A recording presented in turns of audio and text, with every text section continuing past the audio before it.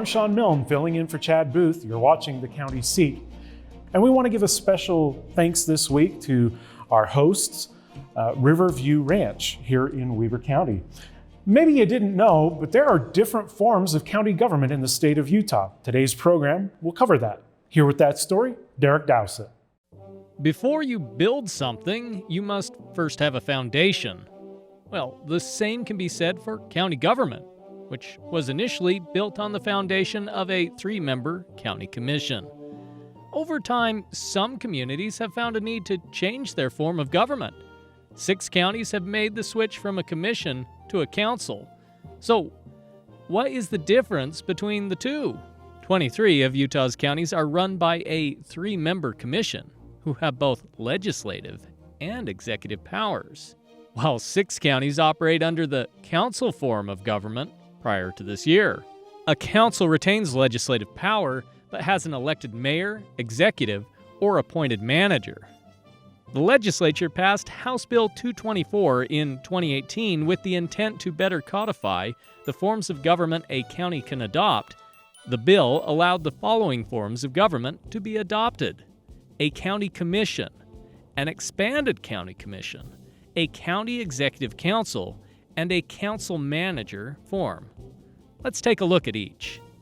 The most popular form of county government in Utah is the county commission. A commission is comprised of 3 elected commissioners who have both legislative and executive powers, meaning they write and pass laws and are also responsible for seeing that they are executed. Each commissioner serves a 4-year term with staggered terms so that an entire commission is not replaced in a single election. An expanded county commission form of government creates a 5 or 7-member elected commission. The expanded commission retains both legislative and executive powers.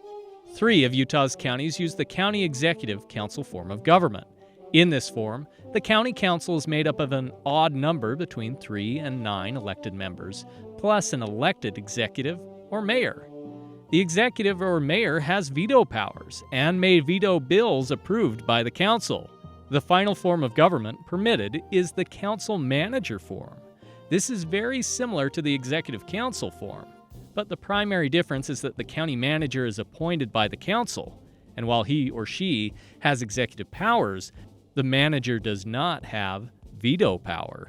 5 counties have gone through the process of changing their form of government since the passage of House Bill 224.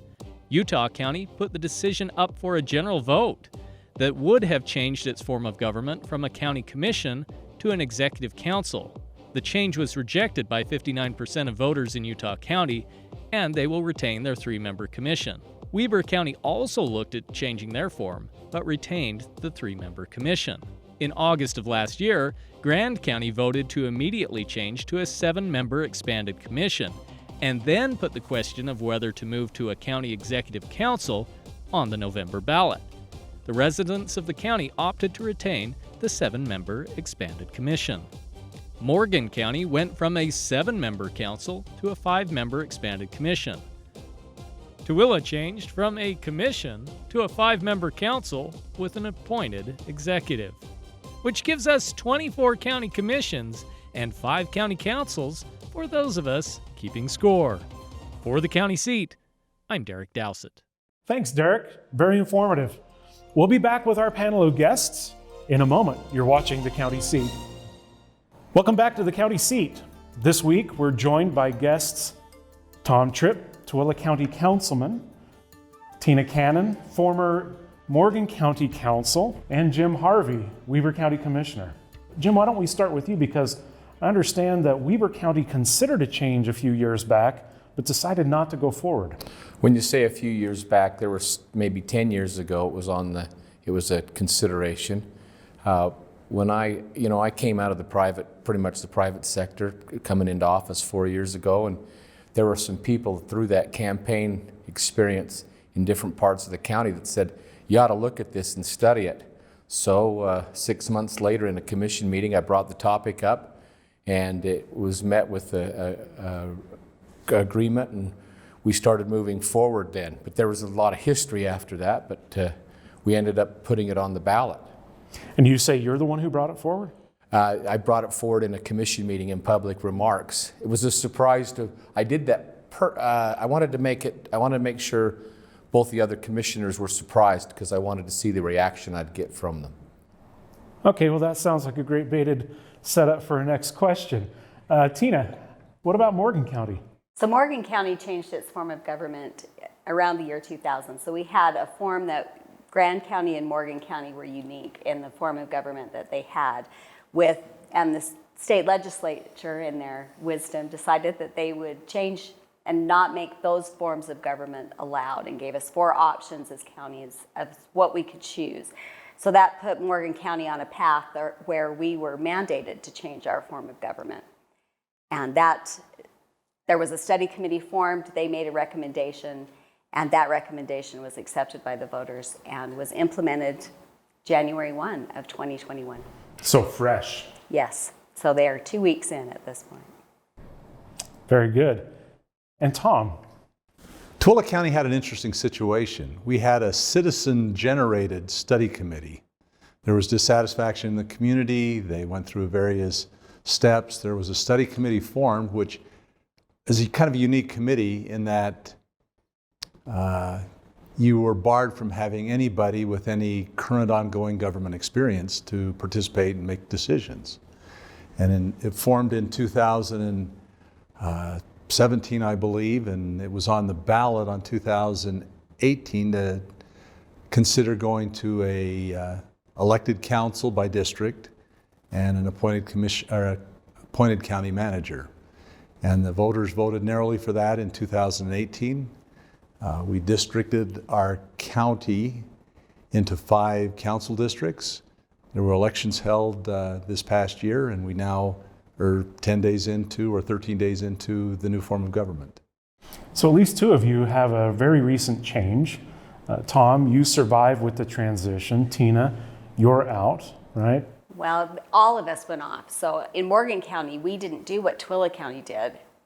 We had everyone went off and everyone had to run again. So it was a fresh start, which is always a little interesting when you're in the executive of a community or in a government where you have 100% turnover.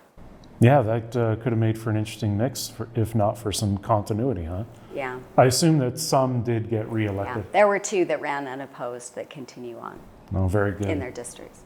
So at least there was some stability there. Now, Jim, in your particular case, you guys remain a county commission, the most common form in the United States and still here in Utah, a 3-person commission. It's a very efficient way to run county government because, as you know, commissioners hold both roles as an executive and legislative role. So it's been very effective.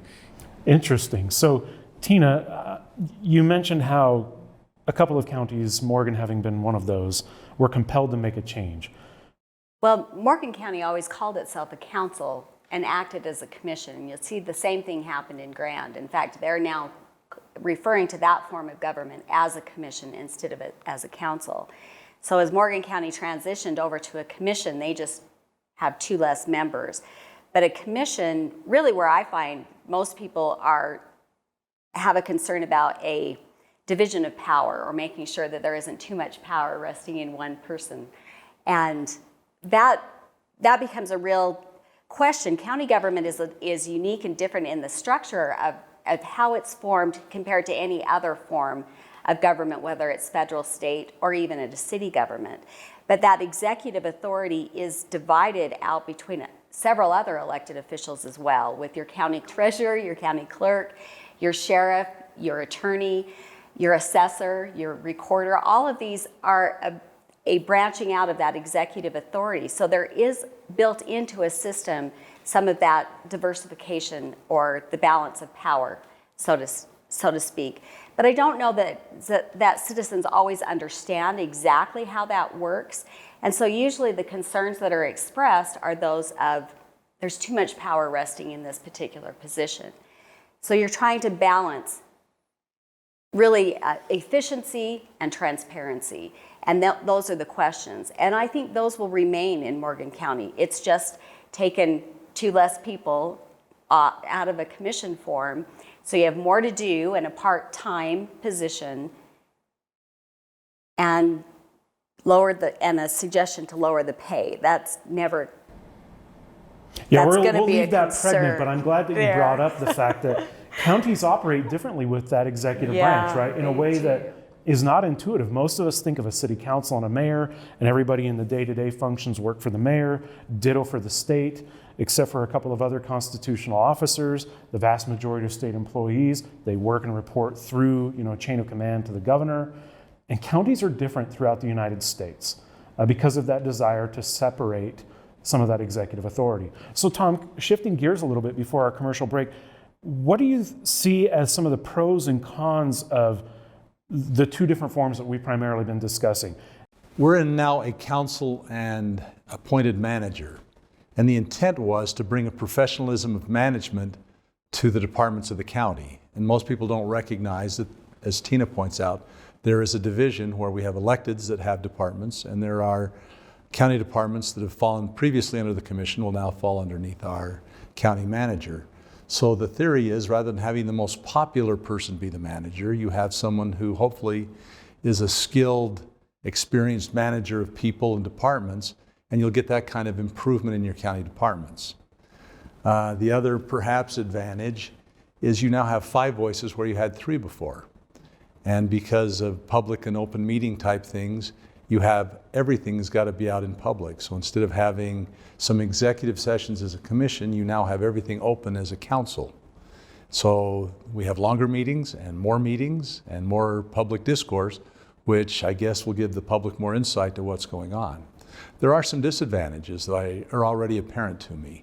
We're a large county, we have a lot of public land. When we deal with federal agencies, they're used to dealing with a commissioner, someone who can make an executive decision, and now that's kind of removed or remote. So instead of having a 1 step, you've always got 2 steps to accomplish anything. So it slows the process, and I can already feel a reluctance on some of the federal agencies to deal with me in the way I was when I was a commissioner.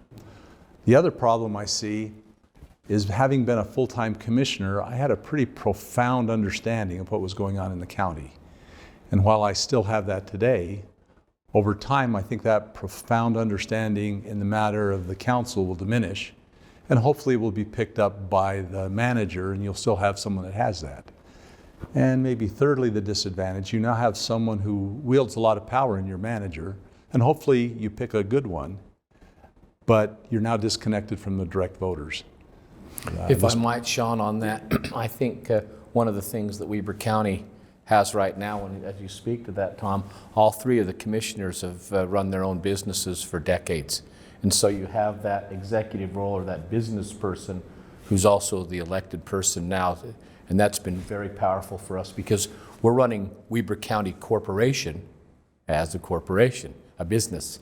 And that's proven to, as we make business decisions in running government, that's turned out to be fiscally responsible for the taxpayer. Well, these are really great points. We'll return after the commercial break to delve into these details a little bit more, but a fantastic conversation already on the different forms in county government here in Utah. You're watching The County Seat.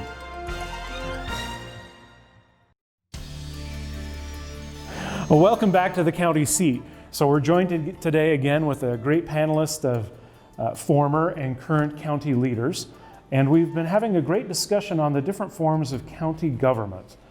Tina, I know that right before the commercial break you wanted to add.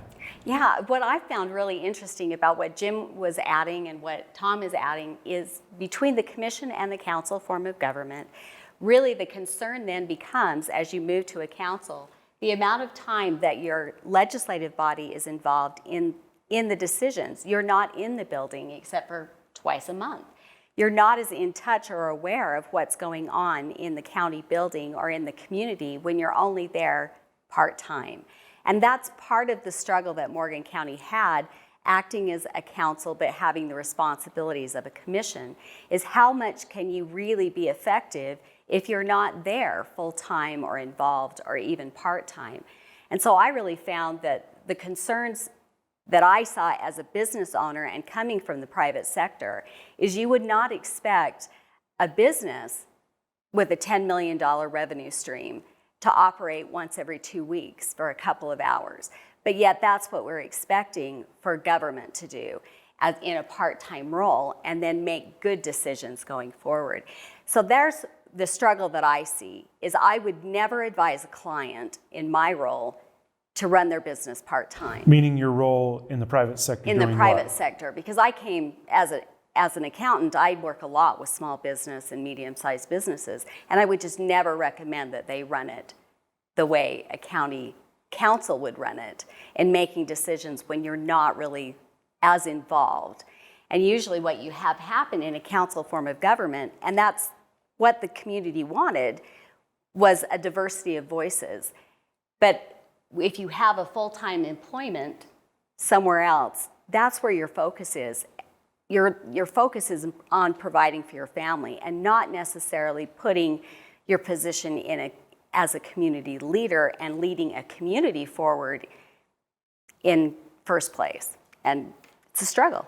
If that's true to be a good leader, elected by the community to lead the day-to-day functions of a multi-million-dollar corporation, then would it not also be true to say that if citizens are the boss, ultimately, and we can all appreciate that in our prior or current roles, do you think it's enough that they only check in during a primary, maybe a partisan pre-process and the general election? Maybe a council meeting or two, like that's kind of a loaded question. It's gotcha, right? Because to be a good boss to advise us on what they want, it's my anecdotal experience, citizens should probably show up more often, be more engaged more frequently than oftentimes they are. So that's a bit of a loaded question. Feel free to chime in on social media about that. And the second thing would be, but we have already discussed how the administration, the executive branch is somewhat partitioned with independently elected sheriff and attorney and clerk and treasurer and assessor. Aren't they there day to day, kind of managing that multi-million-dollar operation? May I speak to that? Please. So, that's why we felt that it's really important to be transparent and open our communication lines. What we've really been focusing on is reaching out to the people of Weber County in different ways. This is one of them. This is over the airways, the TV. We do it very well. Social media. We have more social media interaction at Weber County than Davis, Salt Lake, and Utah counties combined. Is that a challenge that you just threw down? I would love to have them increase their because the more interaction, the more involvement, the more education we can give to our people, I think would be a better government, a better society. And so absolutely it's a challenge. We relish when people get involved. I think that's a really interesting point, Jim, because our experience is people engage over topics, and it's hot buttons. And you get people who are very passionate who represent themselves as the majority when in fact they're just a vocal minority and hard to distinguish. I know we started broadcasting our commission meetings by social media.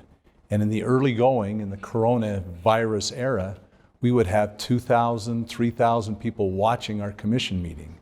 But over time, it was too boring, and it eroded down. We're now to 400 or 500. And engaging people is difficult. If you ask people who the 5 council people were at Morgan County, how many of them knew names? None, or few. Could name all of them? And I think Morgan County did that 2 years ago and opening up on YouTube and putting all of our meetings out there, and then it really helps people understand exactly what's going on. But to speak to the point of, that's the point of government, is to be representative of the people. And the only true system that works, and I made this point, so it's not really a gotcha, I said it all the way through Morgan County's decision over what form of government to have, is the only form that works, whether you're council or commission, is a form where citizens are actively involved and participating in the decisions of their community. And that happens when they're well informed. If they're stepping in. Save that thought. We're going to have final thoughts after this commercial break. Thanks for watching The County Seat. We'll be right back.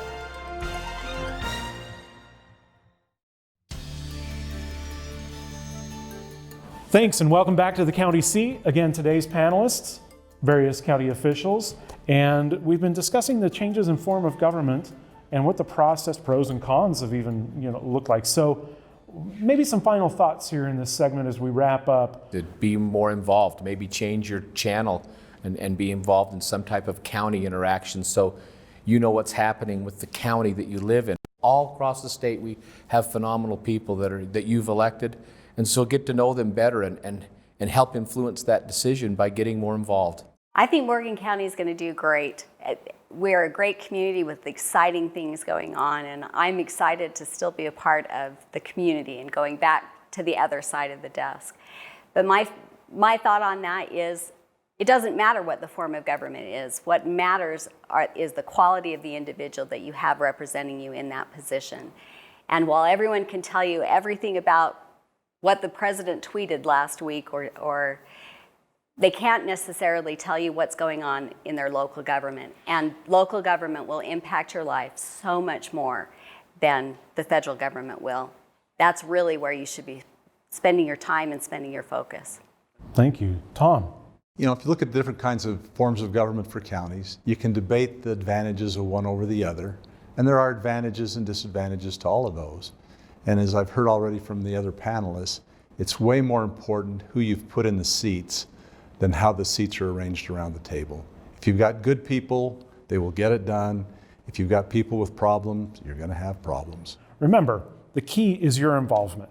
So please, make sure to get to know your city, county, and state leaders that represent you and sit down with them every once in a while. Send them an email, not a form email, but one from the heart, and strike up a good conversation and let them know what it is you'd like to see in your community. Thanks for tuning into the county seat. We'd also like to thank our host, Riverview Ranch here in Weber County. And thanks to our panelists, Tom, Tina, Jim. Today's been a really great discussion, and we hope you've enjoyed it. Remember to check us out online, YouTube, Facebook, and Twitter, and engage us and let us know what you think about today's program. You might even be able to find some outtakes and a further discussion on today's subject. Thanks again for watching the County Seat.